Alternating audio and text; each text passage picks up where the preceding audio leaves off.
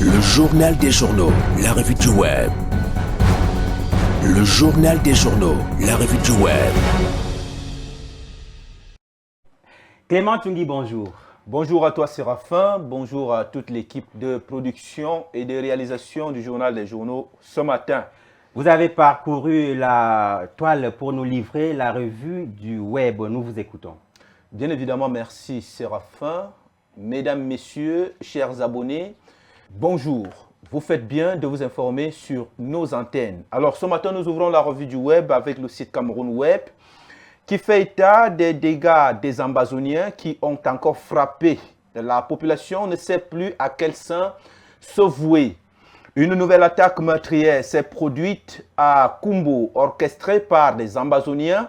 Une semaine plus tôt, une autre attaque avait déjà eu lieu à Bingo et elle a fait 2 morts le 9 août dernier.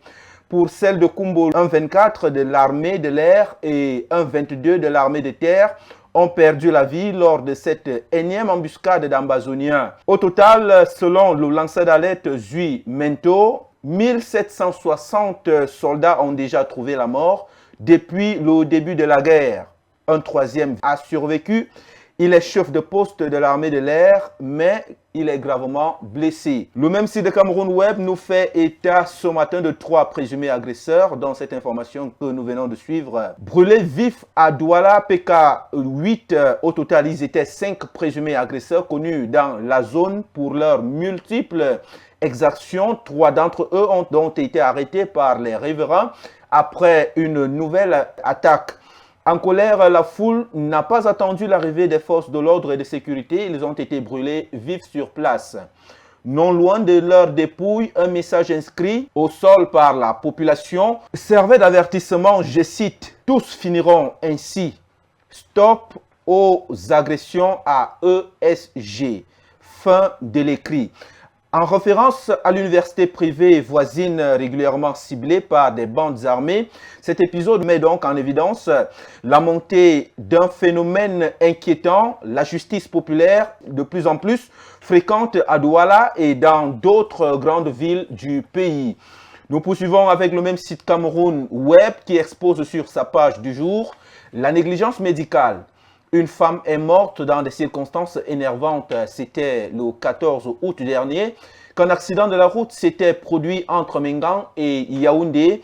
La passagère de l'un des véhicules, la nommée Elom Elvin, avait eu des graves blessures à la tête, évacuée donc à la garnison militaire de Yaoundé à 9 h.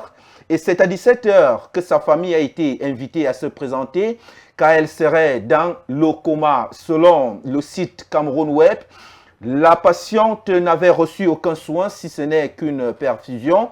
Ses proches ont été informés qu'elle n'a pas été prise en charge parce qu'il fallait d'abord payer des exigences médicales. Quelques heures plus tard, Elvin a rendu l'âme dans un bloc de réanimation. Le site 237 Actu parle société ce matin. Un enseignant a été poignardé à Douala. Moafou Romuald Gabin, puisqu'il s'agit de lui, était un professeur des collèges d'enseignement secondaire technique de Mbanga. Il a été sauvagement arraché à la vie par des malfrats à l'Orbessou village, département du Vouri, dans l'arrondissement de Douala 5e. Il a été retrouvé aux premières heures du lundi 18 août dernier. Une enquête a été ouverte par le commissariat du 4e arrondissement de la ville de Douala pour que la lumière soit faite sur ce drame qui vient mettre donc au bout du jour la question de l'insécurité dans la ville de Douala. Le site Camer Wambi fait état de 23 citoyens poursuivis au tribunal militaire par un rapport dénonce des détentions arbitraires à Yaoundé, Cameroun. Au tribunal militaire de Yaoundé, une nouvelle affaire soulève des inquiétudes majeures sur l'état au Cameroun, l'état de droit et de protection des libertés individuelles au Cameroun. Dans un compte rendu transmis par Maître Hippolyte Méli Takouan, avocat au barreau et membre du collectif Sylvain Swop, la situation de plusieurs citoyens traduits devant la juridiction militaire est décrite comme une dérive préoccupante. Le 5 août 2025 dernier, 13 personnes ont donc été arrêtées par le groupement de la gendarmerie alors qu'elles tentaient d'assister aux audiences du Conseil constitutionnel présentées comme des victimes de détention arbitraire. Elles ont donc été conduites devant le tribunal militaire après 18 heures avant d'être rapidement reconduites dans leurs cellules suivant les instructions des autorités compétentes. Vous pouvez retrouver l'intégralité de cette information sur le site camer.bi. Pour clôturer la revue web de ce matin, nous prenons le site L'Oblé de Parle qui annonce la perte de la vie d'une Camerounaise en tentant de rejoindre l'Europe. La jeune compatriote serait morte foudroyée sous un arbre alors qu'elle fuyait la politique anti-migrants de la Tunisie.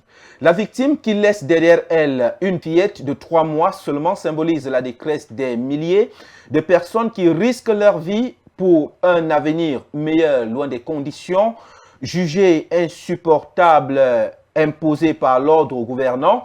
En cette ville, à cette veille des élections présidentielles au Cameroun, cette tragédie soulève donc des questions importantes sur les raisons qui poussent les jeunes Camerounais à risquer leur vie. Et pourtant, faut-il le souligner, la mort tragique de Laure, la jeune dame en question, est un rappel brutal à la détresse de la jeunesse camerounaise et du manque de perspective qui la pousse vers un chemin dangereux et périlleux. Donc c'est tout ce que nous avons prévu pour vous servir ce matin sur les sites web. Vous pouvez retrouver l'intégralité de toutes ces informations sur les sites sous-mentionnés. Donc nous nous donnons rendez-vous demain pour le même exercice à la même heure. Vous restez avec Séraphin pour la suite du journal. Mais surtout, n'oubliez pas que notre engagement et notre détermination, c'est vous. C'est Dieu qui couronne le tout. Séraphin, c'est tout pour ce matin. Merci Clément.